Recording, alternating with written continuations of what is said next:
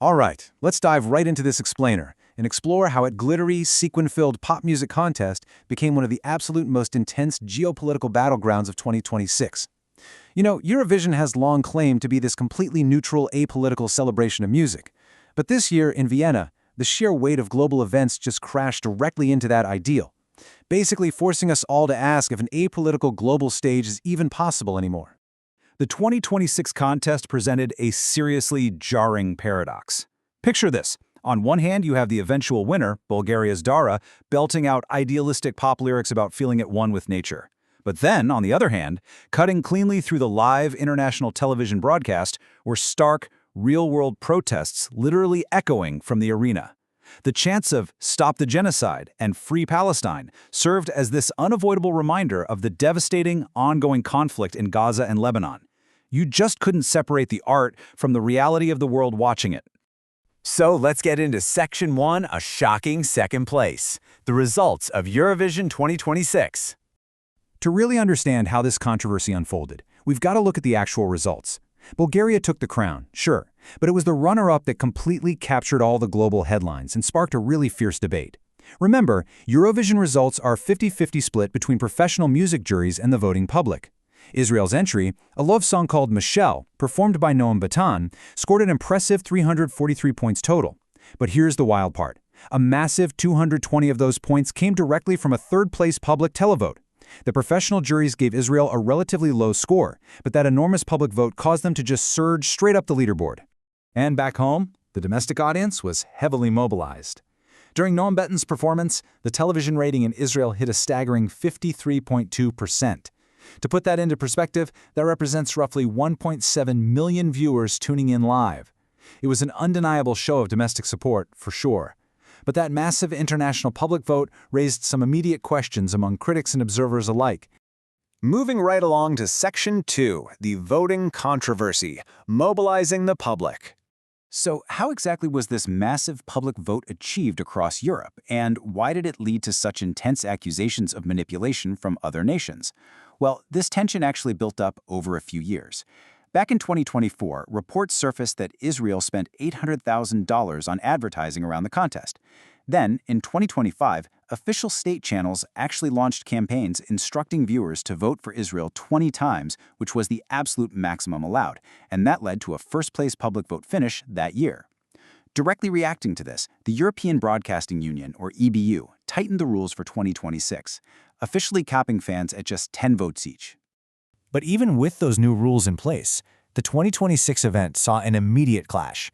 The Israeli public broadcaster, Kan, posted targeted social media videos in 13 different languages.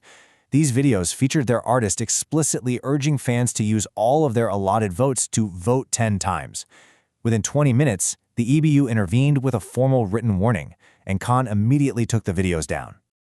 The organizers were clearly on edge about the whole thing. As Eurovision director Martin Green objectively pointed out, they were actively trying to rein in what they described as disproportionate marketing and promotional activity. The EBU basically felt these coordinated campaigns went way beyond the spirit of a simple music competition and were tilting the scales in a way that felt highly politicized and organized. Which brings us to Section 3, the broadcaster boycotts, a contest fractured. The cracks in the competition's foundation appeared long before the first note was even sung. 5 entire nations completely boycotted the 2026 event in protest of Israel's inclusion. Spain, Ireland, the Netherlands, Iceland, and Slovenia all pulled their public broadcasters out. This brought total participation down to just 35 countries, literally the lowest we've seen since 2003.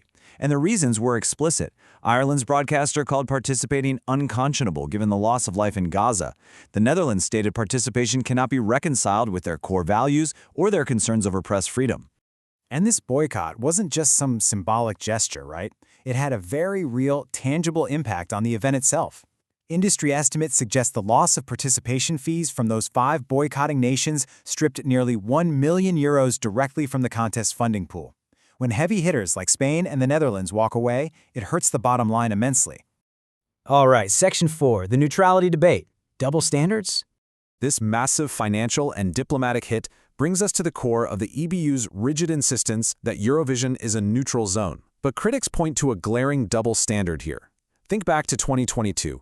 Just a day after the invasion of Ukraine, Russia was swiftly banned from the contest so as not to bring the competition into disrepute. Yet, in 2026, Israel was allowed to compete. The EBU justifies this by claiming it's a competition between broadcasters, not governments, and they argue that the Israeli broadcaster Khan operates independently of the state, unlike Russian state TV. However, for a lot of artists and fans, that technicality rings incredibly hollow. So the illusion of a neutral zone was completely shattered on multiple fronts. Over 1,000 musicians signed a No Music for Genocide letter demanding a boycott. Major national broadcasters dropped out entirely over humanitarian concerns. And ultimately, despite super heavy security, actual live protests cut right through the broadcast in Vienna. The geopolitical realities simply refused to be ignored by the glitter and the pop music. And that leads us to Section 5, the hosting dilemma, looking to 2027.